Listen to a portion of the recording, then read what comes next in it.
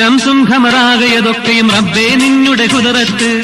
ശറപുറ്റ സൃഷ്ടികൾ ലോകമിൽ കാട്ടിയ റബ്ബുൽ ഇസ്സത്ത്. വീശും കാറ്റും വെയിലും മഴ റബ്ബേ നിന്നുടെ റഹ്മത്ത്.